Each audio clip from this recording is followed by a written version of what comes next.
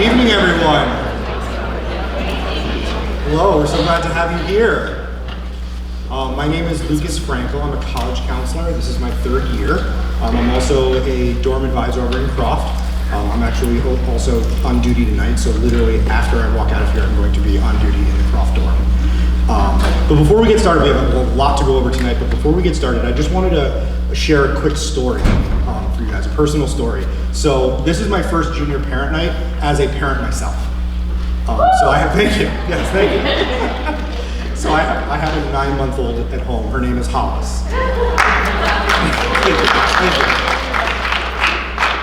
I would have stayed up here longer if I knew I was going to get that type of applause every time I brought her up. So Hollis, and you guys may remember this, but Hollis at 9 months, she's just figuring out how to pick things up, right? She's like using her dexterity for the first time. She's and recently picked up a spoon, which was to me is like amazing because I definitely didn't teach her how to do that. So she picks up the spoon, but she always has it between her middle finger and her ring finger, and then she's like awkwardly like trying to feed herself like in this really backwards way. And so of course my first inclination is to jump in and like be like, no, we hold the spoon like this and then we're gonna put it to our mouths. But then I stopped myself and I thought, she's learning. She figured out how to pick up the spoon by herself. She's learning how to feed herself all by herself. I'm not doing anything. She'll figure this out. If this is the backwards way to do it and she doesn't like it anymore, she'll figure out a new way to do it. I realize this is a very, very heavy-handed metaphor for the college application process. That is not lost on me. However, this has taught me to see things through a new lens. I have never done this before, as many of you are sitting out there have never done this before, right? And it's been sort of given me this confidence to just be like, you know what, everything's gonna be okay. So parents, be confident in your kids that they're exploring this new thing for the first time. You don't need to immediately like correct or jump in and say, hey, I know how to do this. And students, think of this as an opportunity to be more independent, set goals for yourself. Find a new path, right? This is the time for you to explore a little bit. So you all have these note cards that we gave you, all right? And so, if you don't have a note card, if you please raise your hand and we will give you. So what I'd like for you to do is, parents, I'd like for you to write something down that you would like your child to know as you enter the process. And students, please do the same thing. As a note to your parent, please write something down that you want them to know. Please do not put your name on this. This is totally anonymous. We're gonna give you a couple minutes. You're gonna be able to write something down. We're gonna come around and collect them. And then at the end, we're gonna read a few out to the group. And again, no names, it's completely anonymous. But fill that out, take a couple of minutes, think about what you want to say. We'll come around and collect them, and then we'll get started with our program. And if you would be so kind as to share your writing utensil with someone around you who may not have one, we do not have any more to share. Thank you. All right, now we're coming in. Thanks. Next. I'll take the other side.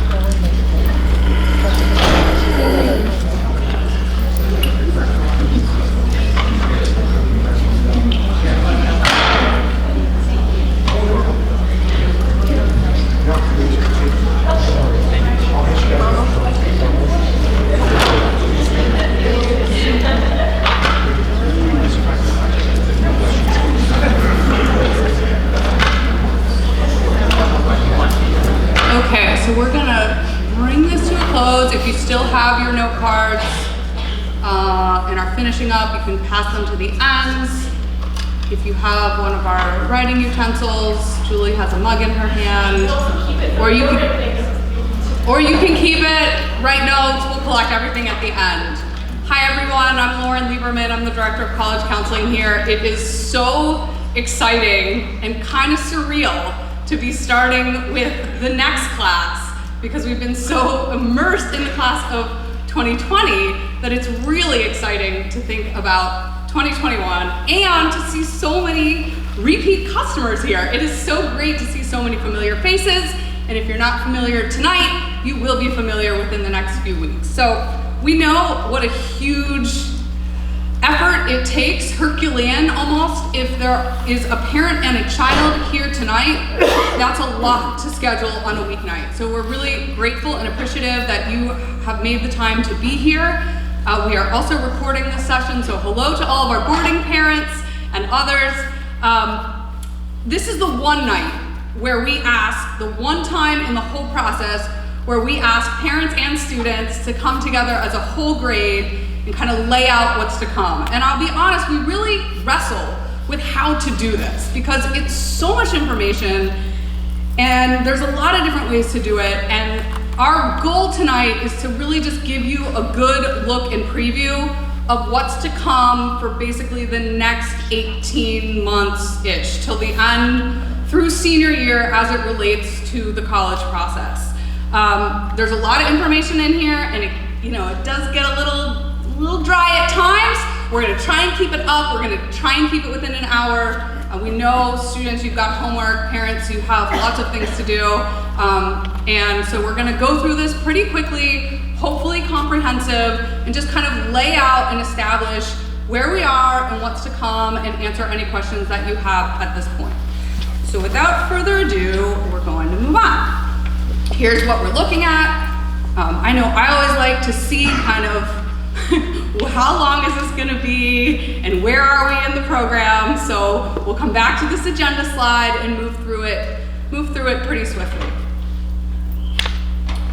Really quick introductions. I've given you all at this point know who I am. This is my 4th year at Shady Academy. It is really great to be here, be working with this team and sort of the extended team within the senior school. I'm a very proud graduate of a Shady Academy's class of 98. So I returned to Pittsburgh 7 years ago and couldn't be happier to be here in Pittsburgh, raising my family here in Pittsburgh, now working at Shady Side, my kids are at Shady Side, and it is just really, really incredible to be in this environment doing this work. I started my career in college admissions, so I started on the college side, read the applications, traveled the country, recruited at Shady Side and some other schools too, and really wanted to work more closely with students. So after being on the college side, came to the high school side, and now it is an absolute joy and pleasure to spend all day, every day with students and their parents. So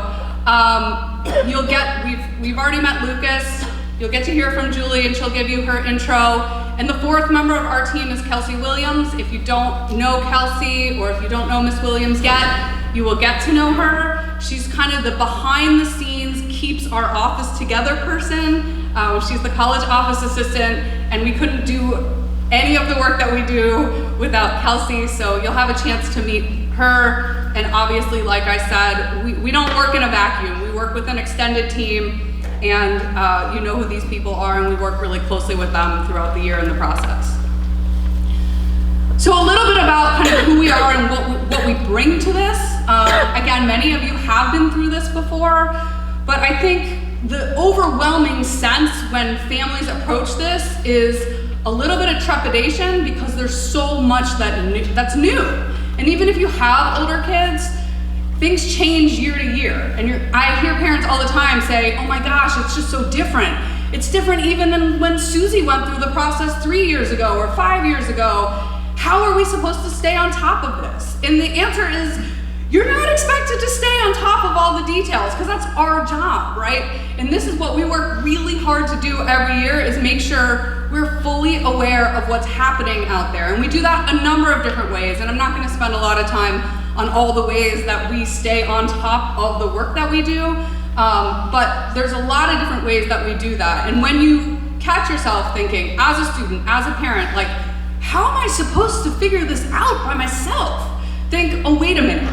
I don't have to figure this out by myself. I've got somebody who's done this many, many times over. And we'll lay out kind of the average number of applications and kind of broad scale what this looks like, but no, we have read thousands and thousands of essays. We have filled out the Common App more times than hopefully you ever will. And so when you're sitting there and wondering, I don't get it, you have people here who are gonna walk you through that.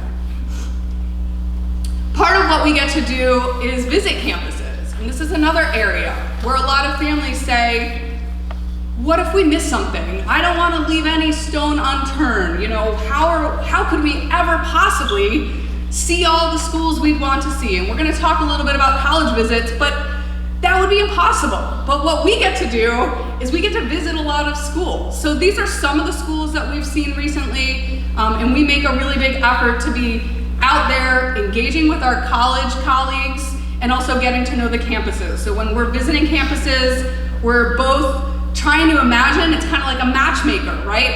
Who could I see on this campus? This is so cool. I could imagine the perfect Shadyside kid. And usually when we're on these campuses, we're emailing students. I'm here at Brandeis today. I'm learning so much. I'm thinking of you. I think you'd love it here. Mr. Frankel was at Brandeis yesterday. That's why that example was on my mind. So we're also talking to admissions folks. And a lot of times families have questions about how do colleges get to know Shadyside? And we're gonna talk about some of those ways. And one of them is that part of what we do is we get out there and we meet people and we see campuses and we really try to build those connections. Right? We're back. We're moving through. I told you, I won't leave you hanging. You'll never know. You'll never have to know kind of what's there. I think it's really critical also to think of this process not as a transaction, right? This is not this additional transaction like cashing a check at the bank or getting braces at the orthodontist, right? This is part of the educational process at Shadyside. We all are advisors. Some of us coach, many of us have coached. We're involved in the life of the school. We see the plays, we go to sporting events, and what we're doing here is enmeshed with what the school experience is. And so I think it's really important to think of this not as an add-on, but as part of the educational journey that you have here, and that we are always thinking about how our college process is in alignment with the school's mission and guiding principles. So at this point, I'm gonna turn it over to Julie. Are we moving fast or what? You're like, yes, this is great. Well, now it's gonna slow down a little bit. We're gonna get into some of the details here, but hopefully you'll continue to stay with us, laugh at our jokes, look up every once in a while, and get some good information. All right, so yes, now it's going to slow down and get to like the really boring stuff, and I apologize in advance. Again, for those of you who don't know me, my name is Julie Hertz. I am, again, in the college counseling office here at Shadyside. This is my 12th school year at Shadyside, so I am a senior. I don't plan on graduating, however, with the class of 2020, so I'm excited to be here for all of you. Along with Lauren, I also have a daughter in the junior school, so I'm getting to see Shadyside as the lens of a parent, which is really exciting. Also, similar to Lauren, I worked in selective college admissions prior to being here. So as they say in the profession, I sort of switched sides of the desk, and I love it, and I'm not going back. So again, what we value so much about our experience, both in admissions, but now at Shadyside, I think I can speak for both of us when I say, again, it's those relationships that we get to develop with our students, with our families, and getting to see you through the process, and that's really what we just enjoy so much. So you'll hear me talk a little bit about the process as we move forward in the timeline, and I think that one of the things that does make Shadyside's experience really special is how individualized it is. And so what we're talking about tonight is a very broad overview of the timeline and of what you can expect moving forward, but please bear in mind that it might look a little bit different for your family for any number of reasons, okay? So as I talk about the timeline, some things may be accelerated for some students. Perhaps you're someone who's being recruited to play a sport in college, and maybe you've already had a conversation with us in the college counseling office. Perhaps you have other factors at play for you or for your family that may make your process move a little bit more slowly, or just again have a different lens in mind. So please bear in mind that this is intentionally broad right now, but as we begin our meetings with you individually, we are going to really tailor this process to each and every one of you. So the next couple of slides are going to, they're a little bit repetitive, but we want to show you the information in a couple of ways so that hopefully it's digestible in a manner that is helpful for you, depending on what kind of a learner you are. So if you're looking at the timeline in a very linear sense, if we look at September and October of the junior year, hopefully you're feeling accomplished in the sense that there are things here that perhaps you've already done. The big one being in October that all members of the junior class have taken the PSAT. So everyone has at least dipped their toes in the water of standardized testing. Some of you may have visited with some of the college reps who came through the office in September and October if you had a free period. If you didn't, that's not something that you need to worry about. If there are actually still some reps trickling through in the month of November, visiting Shady Side, visiting with our students. So still keep an eye out for those students if you would like to come and meet with a rep before the end of the fall. Also that junior kickoff program in November, you're all here, so gold star for that. We have some upcoming programming happening certainly through the winter. The one thing that I will draw your attention to, I think the most common question that we are getting this time of year is, when do I get my counselor assignment? When do I get to know which one of these 3 rock stars do I get to work with? And so that happens in December. That happens just before winter break. And so you will get communication from your counselor in those couple of weeks right before break, and we will introduce ourselves to you. We will give you access to the Naviance system, which I will talk a little bit about in a few minutes. And we will begin those individualized meetings in January after break. So that's, I know, the question that's on everyone's mind is sort of, when does this process really start? And when do I get to meet my counselor? Excuse me. Again, just another way to kind of look at the timeline. Again, in the fall, much of what we're doing kind of is just, we hope you guys are getting, as students that is, getting your feet under you in the junior year, getting the year off to a good start. Moving towards the winter, we will turn, again, to those individualized meetings, and everyone's favorite topic, perhaps right after financial aid, is standardized testing. And so that's something that we will bring up with you into those individualized meetings. We will also encourage all of you to go ahead and look at the calendar for the winter, and the students begin to think about taking that first standardized test, perhaps if you haven't yet explored the dates that are available. There are SATs and ACTs offered to you both in December and January, and that's really a prime time to begin the testing process. We'll talk with you about that again at our meetings.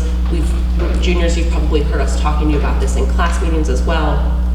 So again, a lot of this is ongoing, but again, the winter is a big time to start thinking about testing and those individual meetings. Some things to think about through the spring. For all the parents, of course, we do meet with the students individually to begin the college process, but after we've met with your child for that first one-on-one meeting, we welcome you to all come into the office and meet with us as a family. We realize that this process, while we want the students to be in the driver's seat, this is not something that they're going through alone, and so we're so happy that you're here tonight, and we want to be partners through this process. So we will encourage you to all come in and meet with us through the spring, and really as often as needed after that. You'll see events coming up. We will encourage you through the spring to begin visiting some colleges if you haven't had the opportunity to do so yet. Many of you may have attended the PCIS, the Pittsburgh Consortium of Independent Schools College Fair that we host each spring here at Shadyside. Some of you may have attended that last year.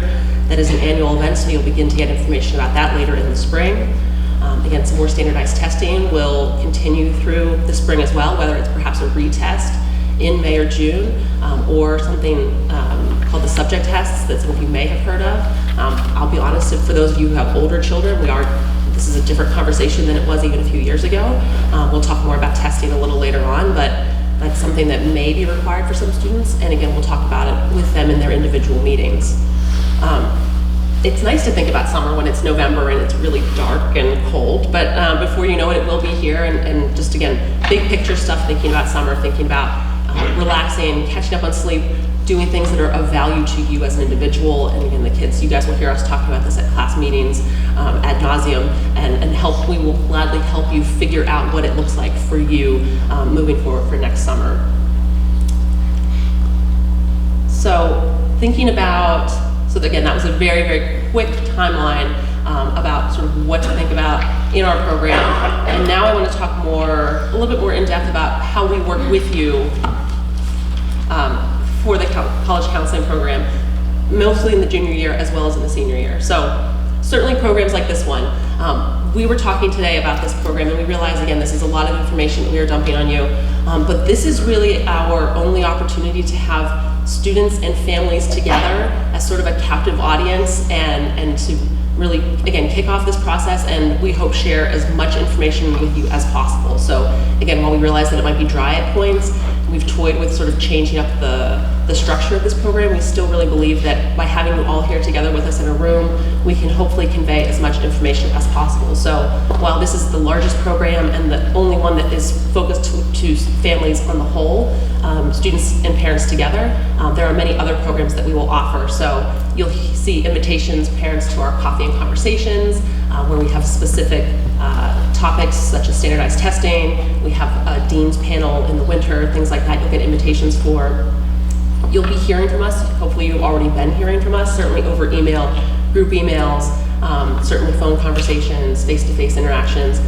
As I said before, this is an individualized process, and we really do want to get to know each and every one of you, excuse me, and each and every one of your families. So the more opportunities we have to interact with you, the better.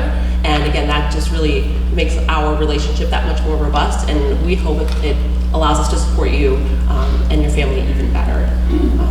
As students, you know, you've seen us at your class meetings since freshman year, and that's something that's going to continue.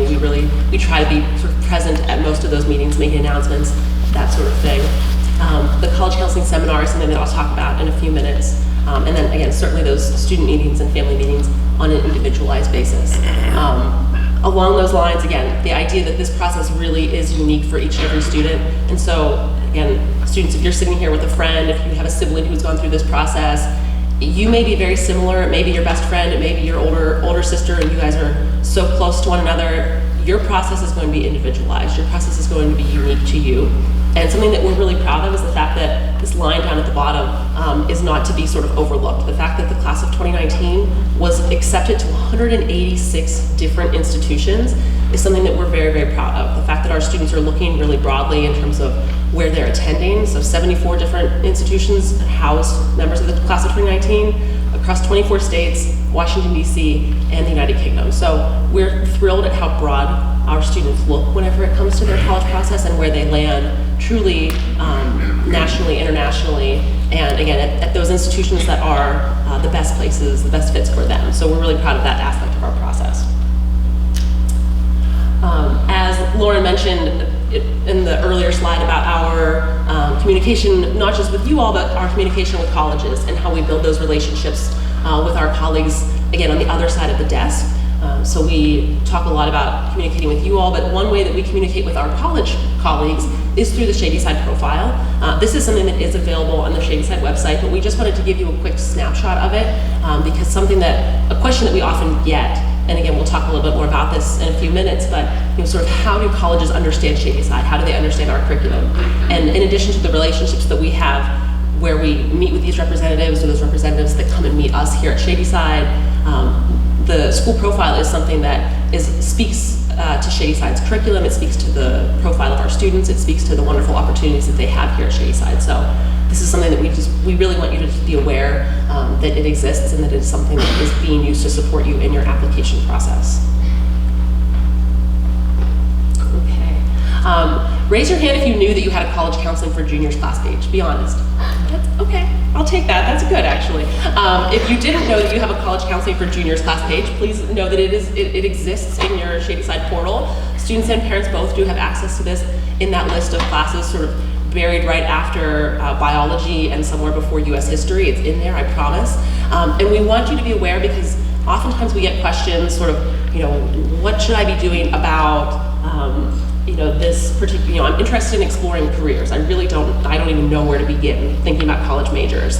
I'm looking at athletic recruiting, or where do I even begin with research in a college? This is all available to you right now. And so students, you are really encouraged to log in and explore. There are some wonderful resources here that we keep up to date, and we sometimes aren't totally sure that people are taking advantage of it, and so we just want to put in a plug for this resource and for the wealth of information that is available to you. Another resource that we use and you will all become very familiar with in the coming weeks and months is the Naviance system. And this is something that we've been using for over a decade at Shadyside, and it has changed a little bit. So again, for parents, if you are someone who had an older child go through this process, some of it is familiar to you perhaps, but some of it may look a little bit different. Students, you will gain access to the Naviance system whenever you are introduced to your college counselor. So along that same time in December, you will be given your login information for Naviance.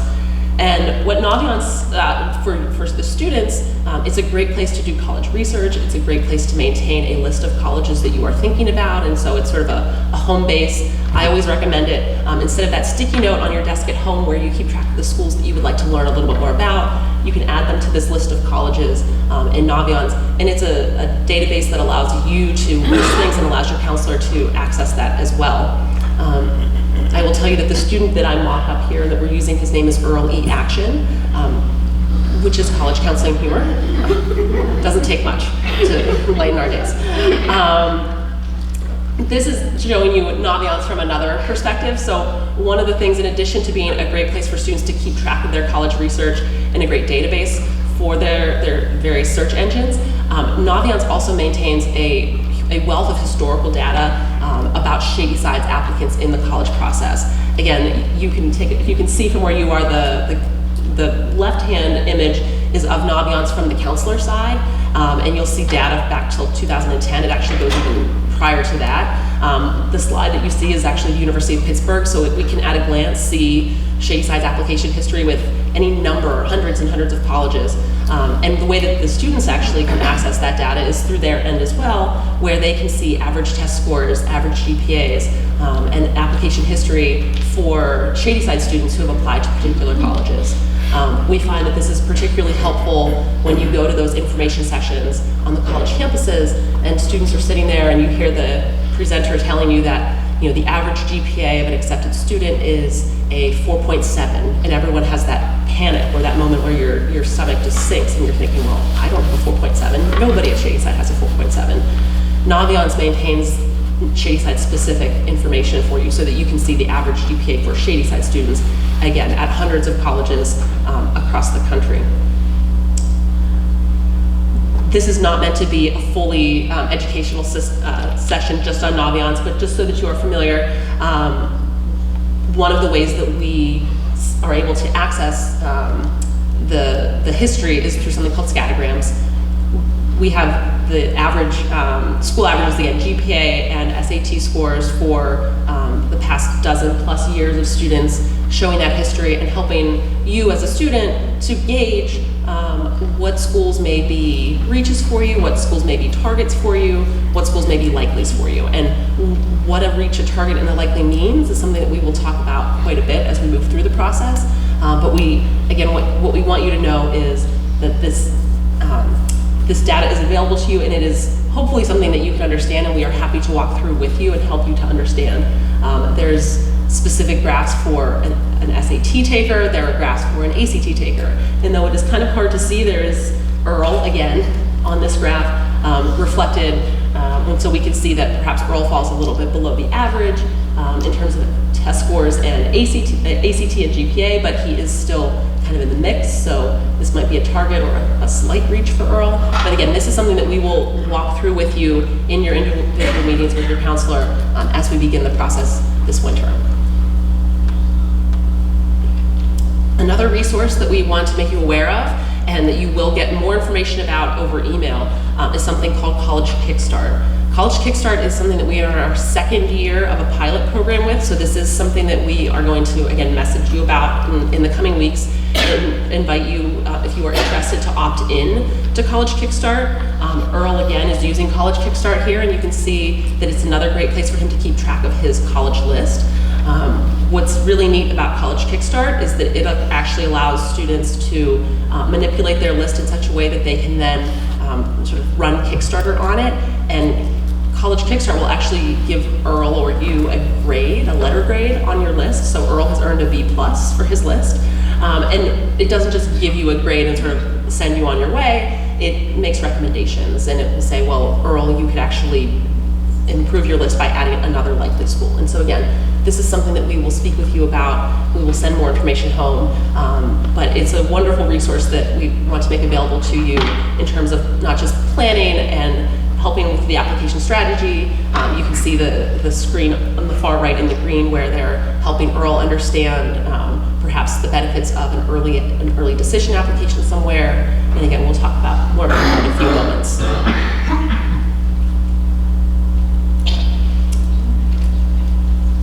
Something that we are actually in our 4th year of now is the College Counseling Seminar for Juniors. And we have an email sort of queued up and ready to go out tomorrow after class meetings, where we will talk a little bit more about this with the junior class. But we want you to be aware of the seminar program, which is a 7-session seminar that we are holding on Tuesdays, primarily mornings and after school. So as you know, Tuesdays are those late start days.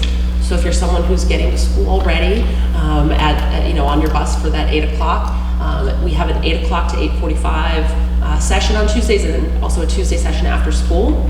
Additionally, for the first time this year, we are offering a sort of a session that will take place during one of your free periods during the day.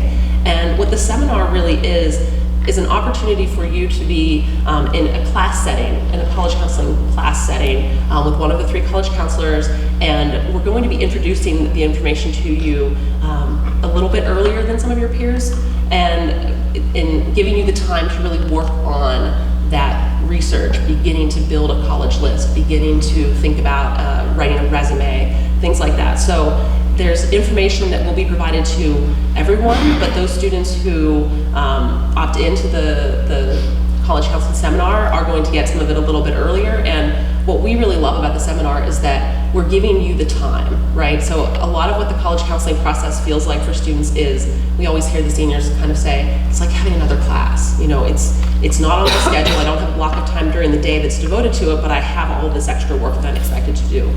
And so our hope is that the seminar is something that can give you that information and provide you the time to work on it. And so through 7 sessions through the winter term, we are going to be running these on a variety of topics, beginning with self-assessment, beginning with getting to sort of think, dive in deep on a personal level and think about what it is that you, the student, really wants to experience out of college, what you need in your college experience or your college, the college where you will be the happiest and the most successful. We'll help again talking about lists and research and a lot of those things. So again, that information will go home tomorrow, and so we hope that if you have questions about it, we really expect this to be the majority of the class doing it. That has historically been the case, that the majority of the class is taking the seminar with us, though you do have the option to opt out, and we certainly understand why some students would choose to do that. But again, if you have questions about it, we'll be happy to talk more. Okay, you are in the home stretch with me and with the really dry stuff, I promise. I always end up being the one to talk about financial aid. I don't know why that is. But what we want to talk about with regard to financial aid right now is not do a deep dive into the financial aid process, because we know that this is the first, we're really just getting started on the process. But one thing that we have heard time and again from families and from students is, oh, financial aid, like, we'll figure it out. It'll be fine, we'll figure it out. Once the acceptances are in, we'll see and we'll make it work. And we are concerned whenever we hear statements like that from families, because oftentimes it's harder to make it work than you realize. And you are all making it work to be here at Shadyside, and this is an investment, and college is also obviously a huge investment. And so we just really want to encourage you, and as a family, to start talking about the financial aid process sooner rather than later, and being very frank and having those candid conversations with your children about affordability and about what your family is going to be able to manage with regard to college expenses and the spending. So the screens that you see here on the left is the FAFSA, the free application for federal student aid. To the right is the CSS profile, which is part of the College Board system. These are the 2 most common financial aid documents. So you will hear these terms sort of thrown around quite a bit whenever you begin to go to those college information sessions. What I do want to draw your attention to is down in the lower right-hand corner, and this is something that you might find very helpful, again, particularly as you begin the process. But there is something called the net price calculator that is required to be, every college in the country is required to have this net price calculator on their websites. And it is a way for you to input some basic information. It is not as detailed, certainly as the FAFSA or the CSS, but some basic financial information for your family, and to get back an estimate as to what a financial aid package might look like for your child or for you, the student. And so that's something that could be a good place to start whenever having these conversations with financial aid. A couple of sort of quick FAQs. We're going to do more FAQs in a minute, but I'll just do the FAQs for financial aid now to kind of get them out of the way. One that we do hear a lot, and this is something that you may find as you, again, are beginning the search or beginning these info session conversations, is the question, does the ability to pay or the ability not to pay, the need that you have, impact an admissions decision? And quite honestly, the answer is that it might. Financial aid, or the need for financial aid or the lack thereof, may have an impact on an admissions decision. And so it's an important question to ask as you begin your research. Is this college need blind, meaning that they do not consider financial aid or the need of financial aid in their admissions review? Or are they need aware, meaning that they may actually factor in whether or not you need financial aid when rendering an admissions decision? That question of how can I estimate how much colleges will expect me to pay is something that you can work through those net price calculators, as I mentioned. You may want to be asking yourselves as you begin to go to the info sessions and such about how merit aid works, and that's something that we'll talk with families about in our initial meetings. Sometimes it's a process that happens sort of seamlessly alongside the admissions application. Sometimes there's additional steps that it entails, and so we'll talk with you about that. And the final statement is sort of who will help me figure this all out. The quote of "make a friend in financial aid" actually does come from one of our friends in financial aid. And what we want you to know, what we want to emphasize here, this is a human process. Just as you have these college counselors here at Shady Side who are going to help you through the process, there are real people on the other side of all of this. There are real people in the admissions offices who truly want to help you with your questions. There are real people on the other side of the financial aid process who similarly want to help you and want to explain the process. And so there's really nothing that is meant to be sort of secretive or hidden or confusing about the process. And so making a friend in financial aid and just being aware of the resources that you have both here at Shady Side and at the colleges you are considering is just, I hope, an important takeaway. Okay. I think we're actually moving through at a good clip. You might disagree. I see some heads nodding. So we're moving on to FAQs and back to Ms. Lieberman.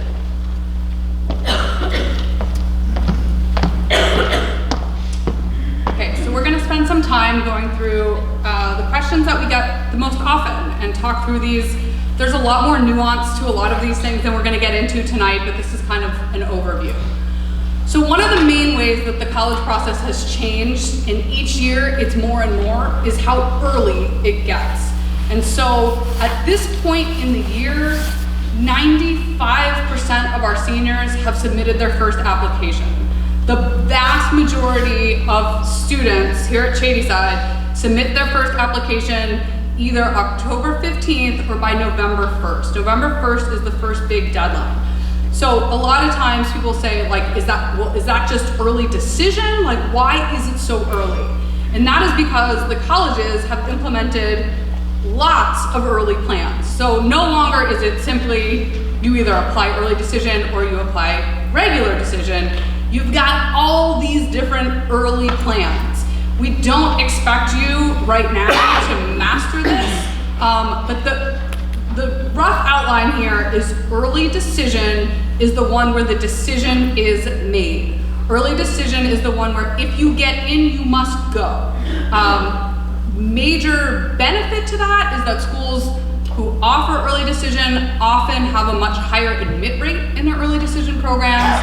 The drawback is if you get in, you have to go. So for some people, making that commitment so early in the senior year is very difficult. The other drawback to that is that you cannot see 5 different financial aid packages. You cannot compare your merit scholarship options. So we'll get way more into this as we start to meet with families individually, but that's the early decision part. The early action is an early deadline where you find out earlier, though not necessarily before winter break. So early decision is usually you find out in December. Early action, you apply in November or maybe December, and you find out in maybe December, or maybe it's January, or maybe it's February. But when you get in, if you get in, when you get in, you don't have to commit to that school until the national reply date, which is May 1st. So the advantage there is that you know something earlier. And so that is why so many of our students apply in those early rounds, because why would you want to wait till later if you could find out earlier? And at this point, like Penn State has early action. This is not just something for uber selective schools or small private schools. This is now the norm. The big public schools have early action, small schools, early action, early decision. This year we watched, for like changes every year, we watched Union College add early action, we watched Dickinson drop early action. So it is something that the schools kind of play with to manage their enrollment numbers, but that's sort of early action, early decision. There are a number of schools, a small number of schools that have a restricted early action, and this is, you know, like 25 steps ahead of where you are right now, but just kind of knowing what these terms are, how it works. Some schools are rolling admission, the earlier you apply, the better. And then there's all sorts of other terms thrown in here as well. You hear about the common application, the coalition application, school-specific applications. There's a lot out there, but the common application is something that all of our students use. It's not as common as you would think. The idea there was that you have this one application and it goes to lots of schools, which is true. Like, you don't have to put in your address again, you don't have to put in some of your basic information again, but then there's like all of these other things that the individual schools ask you to do. So that's different than from when parents applied to college, and just in terms of how many schools are now on the Common App, and then the crazy hoops that they make you jump through once you've already done the Common Application. We've talked about FAFSA a little bit. We've talked a little bit about standardized testing. Test optional is just a nice thing to highlight, which is that more and more schools are dropping their requirement for standardized testing as a way to increase the access that all students have to these different colleges. So particularly for students who are really worried about their standardized test scores, you know this is an area that is not your strength, you work your tail off at school, you do pretty well, and these standardized tests are the thing that you are really already very nervous about. There are a number of schools, and an increasing number of schools every year, that don't ask for test scores. Score choice is something where you get to choose which scores go to which schools. Some schools make you report all your scores. I guess the bottom line here is every school does this differently, so it's great to know the terms, but you're not expected to know like which schools do what. We look it up every day, you'll look it up. It's just good to have some familiarity with what the terms are.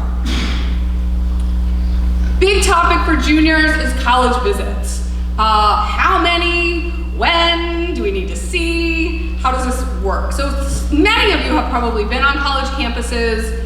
You might have done an official visit, you might have just walked around. From here on forward is a great time to visit college campuses. You're busy, it's not always easy to fit it in, but when you're traveling, for whatever reason, if you can get in a college visit, we would highly recommend it. The biggest piece of advice we can give you with college visits is visit as broadly as you possibly can.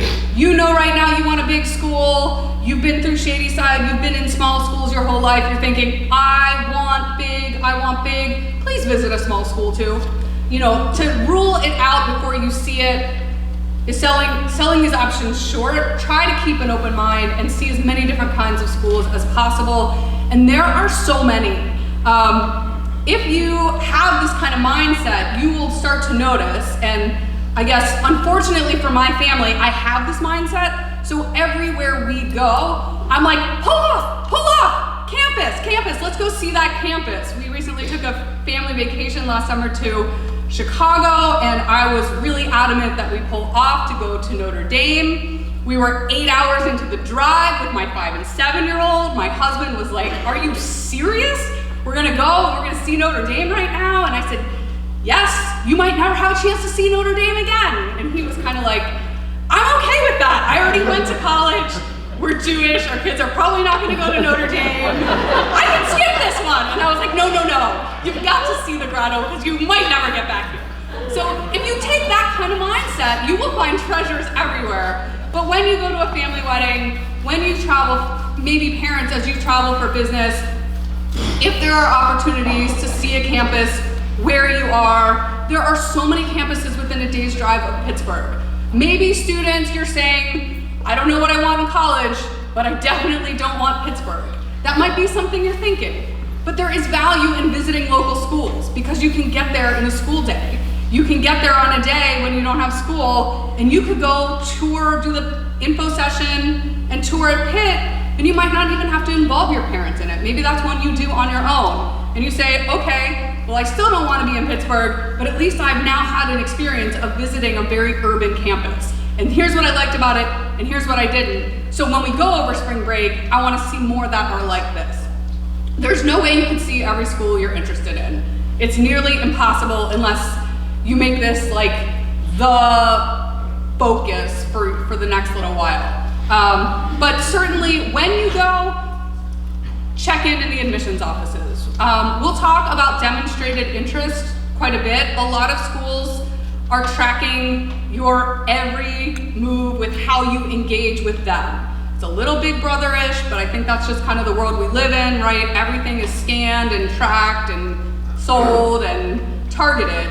The college process is not different in that way. And so if the first time you make contact with the college is December of your senior year, like they're gonna have some questions about how interested you really are. And so as you're doing these visits, make sure you're checking in the admissions office, even if there's not a tour. A campus tour and information session are the two sort of standard things on a college visit. The tour is led by a student, the info session is led by an admissions officer. Most often this is how the setup is. It's usually about 2 hours. It's great if you can eat in a dining hall on campus. That's what we love to do the most, because that's when you kind of see students and you see like how they sit. I mean, think about our own dining hall, right? You come for lunch at Shady Side, you get a feel for the place. And I would say the same about a college campus. There are other ways to do these visits as well. A lot of people do use spring break or some portion of it. Now, there are students in this room and parents who are going, "Oh gosh, but we're doing an exchange over spring break," or "We've already committed to this other thing. Are we now gonna be behind or out of the mix?" No. You can visit really anytime you have the time.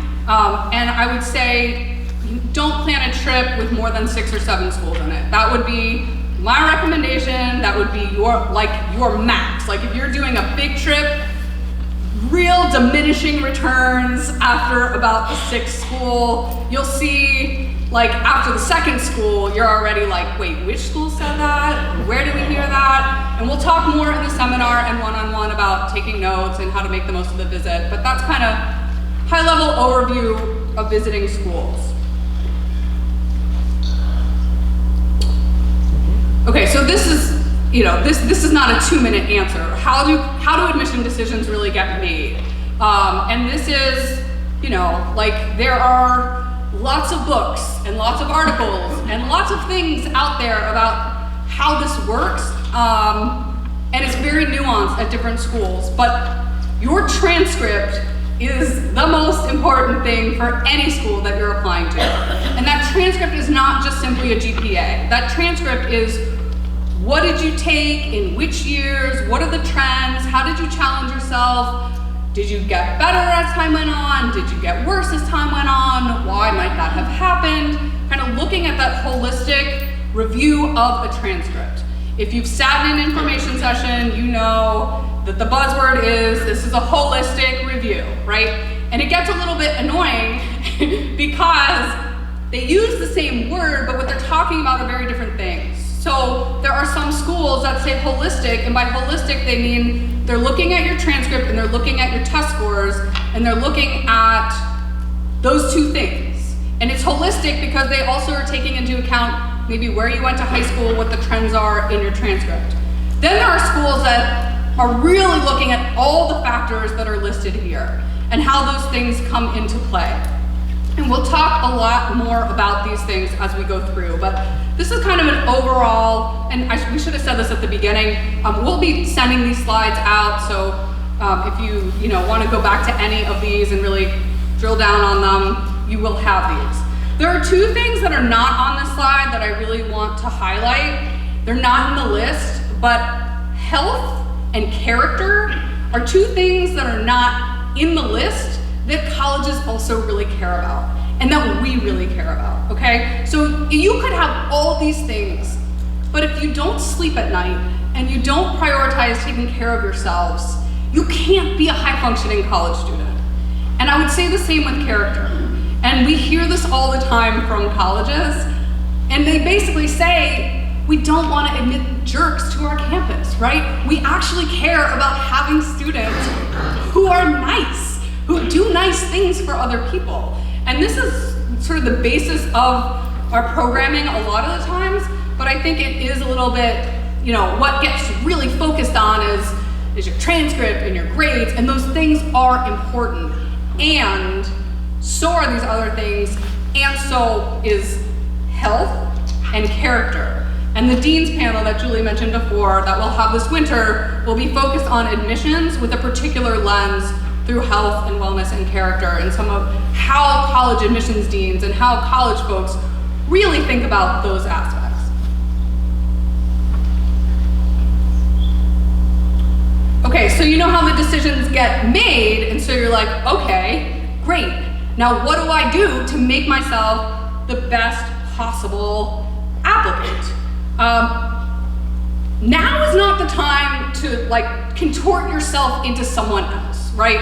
That is not gonna go very well. You're like, okay, I see all those things matter. Now I should really do X, Y, or Z a little bit differently. I would say, think about how to take yourself and make the best possible version of who you are right now.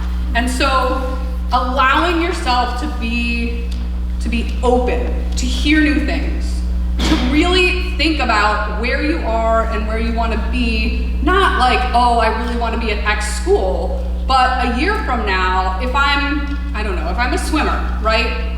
What do I want to be able to say a year from now as I enter my senior swim season, because I'm about to start swimming? Whatever those things are, how do you engage and be the very best at the things that you're already doing? And that's what this really is.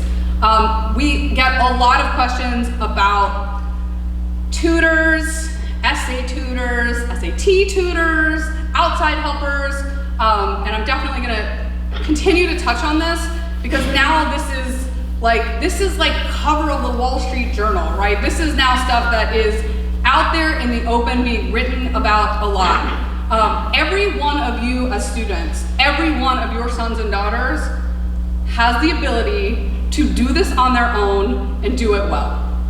That said, there are some times when you need to seek additional help. I totally, kind of thinking about how Lucas was talking about transforming the lens, my lens on this was totally transformed when I had a 4-year-old who really still wasn't sleeping very well. So I was like, okay, I can't do this anymore. I'm exhausted. I need outside help. And what did I do, right? I am sleep consultant for people who failed with their babies. I'm on the internet. I'm trying to figure out who's gonna help me do this, engage the help, right?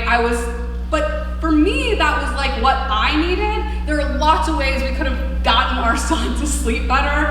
That was something that I really needed. If you're gonna engage in outside help, really vet those people, really try to figure out kind of what their backgrounds are, how they work with students. If you want to talk about this with us, we would love to talk about this with you because there's just a really wide range of helpers, and they're not all equally as good at the help you think your kid might need. And I can't emphasize enough, that students, I promise you, you have done way harder things and will do harder things than these college applications as you go through this. So SAT and ACT tutors, classes, it's really up to you as a family and you as students, how much time you want to spend on test prep, how you want to engage. Our main recommendation is that you don't walk into any test cold, right? You want to do some studying, you want to be prepared,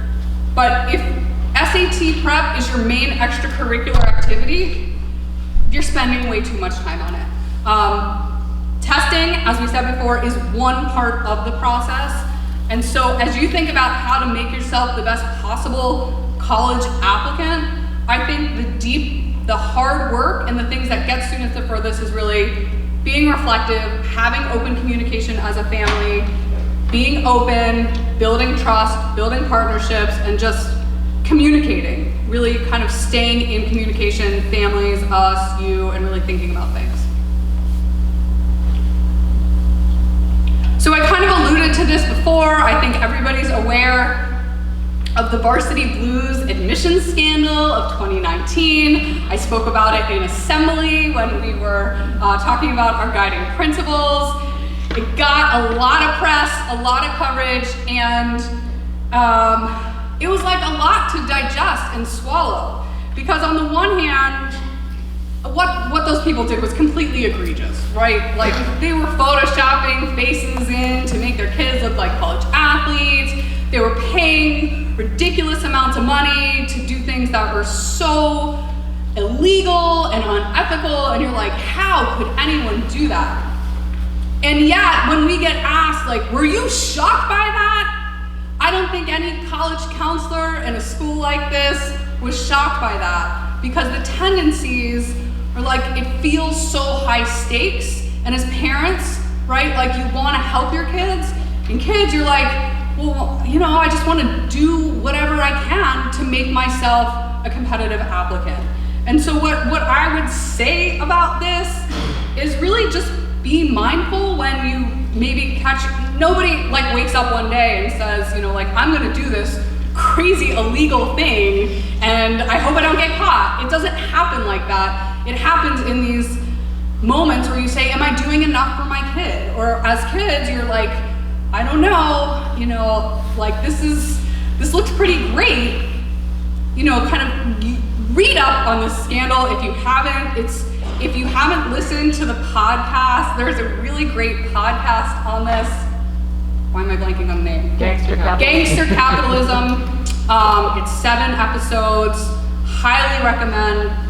They have transcripts from the conversations with the kind of the independent counselor. Now, Rick Singer, who was at the heart of that scandal, is not representative of independent college counselors out there. I mean, the independent counselors on our listservs are like, wait, this is so unfair. Rick Singer has given independent college counselors a bad name. But it is really important to stay rooted in the reality of what you've got here at Shady Side, okay? So the average student to counselor ratio in this country is 482 students to 1 counselor. The recommended ratio, this is like the recommended by the American School Counselor Association, is 250 kids to 1 counselor. That's what recommended is. Okay, so here at Shady Side, you could do the math, right? 3 full-time college counselors for a class of 125. And those recommendations aren't even taking into account that in schools like this, you also have an advisor. And the advisor does sort of the academic advising. We certainly work closely with them. So as you are sort of processing this, and the other thing that I put in this slide was these changes to NACAG policies. NACAG is our professional organization. This was also written up really publicly this year, that there were some changes in the guidelines of the professional organization, and colleges have a lot more leeway now to do things like offering incentives for early decision.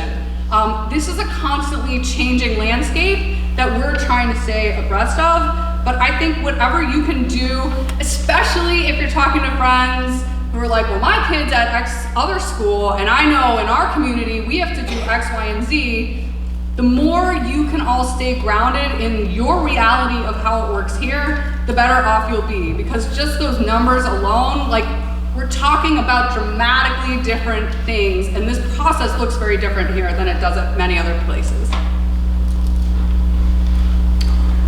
Okay, so we're coming to the end here. At this point, we've kind of distilled down, like, okay, we've gone through a lot of stuff.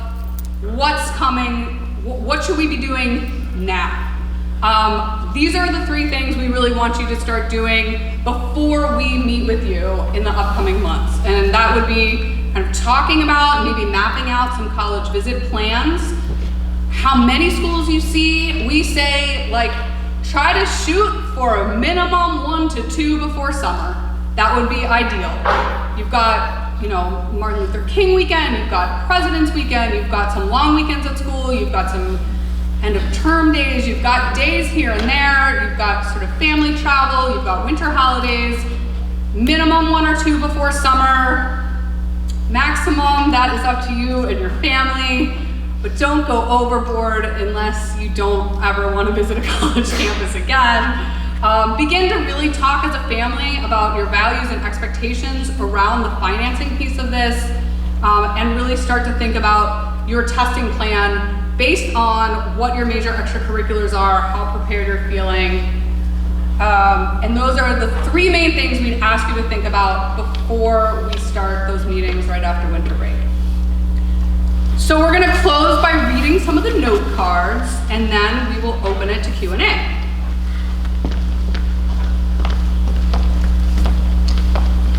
So super quick, because I know you guys have lots of burning questions. So these are some of the note cards from the students. I don't want to go to the best academic school I can. I would rather go to a great personal fit. Life continues after college. Don't worry, I got this. Yes, I'm scared, and that's okay. I don't want to be pressured into going to schools that think they would be a good fit for me if I know that it's just not going to be right for me. I'll be fine. I may not get into or want to go to the best college, and that's okay with me. And I know you will support me in all that you do, but I want to let you know that everything will be okay. I will do it what I know and hope is best for myself and for our family. And then from the parents, happiness is not dependent on where you go to college. Any school would be lucky to have you. Which school you attend is not that important. It matters that you learn, you thrive, and you come out a better person. Everything will work out, and if it doesn't, it's not the end of the world. No matter where you wind up going to college, it will be where you are meant to be, so don't stress. I know you're scared. I also know you can do this. Chillax. You are going to go to college.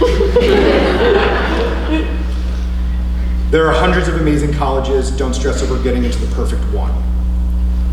Where you go to college does not equate with your future success or happiness. I'm very proud of you. Whatever college you decide to go to, I support your choice.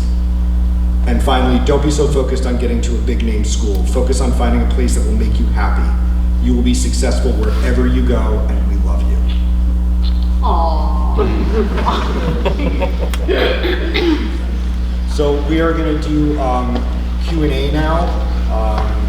So we are just all up here to answer any of your questions. And I would also say, if you are on social media, please make sure you're following our Facebook, our Instagram. Kelsey runs our Instagram, and it's awesome. We also have some FAQ videos on the site, and there's some additional information that you could find, but follow us on social. We're good. All right. Wow, we covered everything in an hour. Any questions? Yes. So, if you're applying for a decision, Yeah. you can also apply early action. Great question. Oh, that's so loud. If you are applying early decision, can you also apply early action? In most cases, yes. In those restrictive earlies, no. But in most cases, yes. So many of our seniors have applied to, maybe like 1 early decision and 2 early actions and a rolling, or, but often, yes, but you cannot apply to 2 early decisions. Yeah? So if you apply early in any way, you get rejected, do you just get moved into the next regular pool? Okay, so if you apply early and you don't get in, then are you reconsidered? So when you apply early in most places, you either get a yes, a no, or a maybe. Those are the 3 options that most schools give.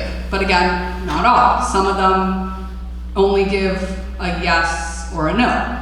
If you get a maybe, then they will look at you again later in the year. If you get a no, with the one exception being Carnegie Mellon, you may not be considered again in the regular round.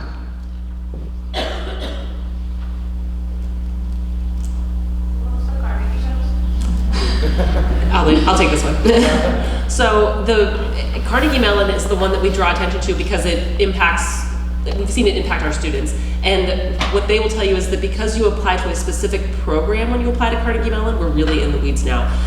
But let's say you apply to the School of Computer Science at Carnegie Mellon in early decision and you are not admitted, you may apply again under regular decision to a different college at Carnegie Mellon. So say the College of Engineering. So you can apply again as a different program, but you cannot reapply to the same one where you've already been denied from.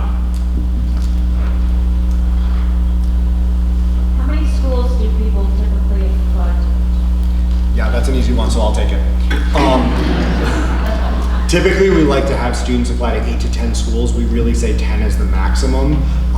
We have no sort of like hard and fast, if you do more than that, you're like wrapped on the knuckles or anything like that. But there is like a pretty clear line graph between the more schools you apply to, the fewer percentages, the lower the percentage of your acceptances. So if you apply to 25 schools and you're clicking at a 30% accept rate, if you go up to 25, 30 schools, it's not going to keep clicking at that 30% acceptance rate. It's going to drop precipitously. I think our average has been 6 or 7 for the past several years. Yeah. Can you talk about weighted GPAs? I know when I attended an earlier coffee conversation, you said, well, the schools know how challenging our curriculum is, but how broad is that really versus, the 4.7 GPA? Okay, so the question is about weighted GPA, unweighted GPA, and how do the colleges really understand that? Am I totally in the dark, or is this fine? I'm like, Austin? Okay, part of what is so wonderful about this event tonight is I have so many faculty colleagues who help us in all these different ways, so it's really awesome to have the experts here on all the things that are not the college application process as well. The GPAs, the weighting, the schools. So the highest GPA you can technically get at Shadyside technically is a 4.3. I don't think we've ever in the history had a 4.3 GPA here. So we provide to them, and I look at Julie because, just for us, her 12 years is like the history of the school. We provide to them what the highest GPA in the class is, and so they know nobody has a 4.7 and nobody has a 4.3. We don't have, we also give them, and on that profile, we also show them course numbers, which show a progression so that they understand what the higher level classes are as you move through a progression, so they have that as well. The larger question though is, how much do they care about the rigor of Shadyside if that's what the information is that they get? And I think the honest answer is that some schools care more than others. Now, I think we have the data to support that our kids get in at much higher rates than the national admit rates at nearly every school that our kids apply to. And we have that information in College Kickstart. It shows us every year what Shadyside's admit rate was versus the national admit rate. So that tells us they get it, because how else could you explain, I guess you could explain it that our kids are just more exceptional than the nationals, so perhaps that's one way to explain it, but that tells us that we know that they're understanding what kinds of kids are coming out of Shady Side, and then we certainly hear it anecdotally as well. There are some schools, it's really interesting, there are some schools that track student success on their campuses and then tie it back to the schools that they came from. It's not most schools, but every once in a while we do hear from schools that they're taking, I don't know, like a 3.0 kids from Shady Side are getting way higher than 3.0 on their campus, and they are seeing that very favorably. It requires a lot of resources for a university to do that kind of tracking and institutional data collecting and then report back, but that's another way that we hear that. Yeah, some schools also recalculate. So, you know, it's hard to, you know, if you're an admissions officer and you've got one school that's on a 4.3 and another school's on a 6.0 and another's on 100, right? It's hard to sort of compare apples to apples. And so they'll recalculate on their own scale, and then say, maybe they look at Shady Side and they say, okay, we know that on our scale our, you know, 5 out of 10 at Shady Side is really, you know, a 2 out of 10 at, you know, another school. So they're really trying to make it to compare apples to apples as much as possible. And the school profile helps a great deal. And I think also that's where the relationships come in. I mean, we don't talk kids into college. We don't, you know, that's not something that happens. I think there's an image, and I think, honestly, I think a long time ago, there were college counselors who called up certain schools and said, take this one, don't take that one, take this one. And obviously it doesn't work like that anymore, but I do think those relationships that we've talked about really do matter, and we see that every year.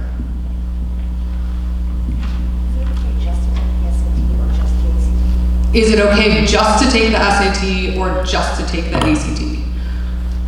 I'll do this one. The short answer I would say is yes, it is fine to take one or the other, although it is our recommendation that students try both tests. We do see enough students who favor one exam or the other that we wouldn't want to find out that after you've taken the SAT 3 or 4 times, then in the senior year you try the ACT and you blow that out of the water and you wish, like, why didn't I know this? Why didn't I try this earlier on? So it would be our advice, and I apologize, I don't think I made this clear whenever I was talking about the timeline. We would recommend that in the winter of the junior year, students, you do try both the SAT once and the ACT once, sort of before, in consultation with your parents, with your college counselor, before sort of choosing which test you'd like to move forward with and focusing on that one to perhaps retest. Most of our students, I would say, take their sort of final test, the test that they prefer, typically 2 or 3 times.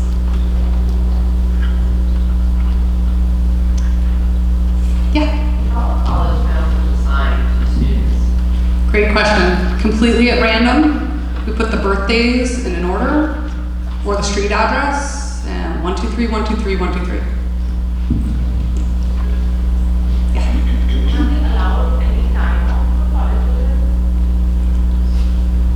Yeah, time off for college visits.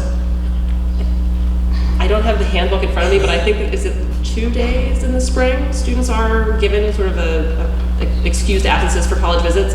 There are orange cards in the college counseling office that students, similar to a green card if you fill it out for an absence with the dean's office. College visit cards are orange, so if you are going on a college visit this spring and it's going to require you to miss a day or 2 of school, please just come in and see us, get the orange card. Your college counselor will sign it, as will your teachers, sort of in the same vein as a regular absence, and those are excused.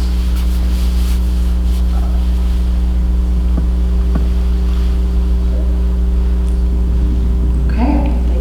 Thank you so much for being here. Thank you for your questions.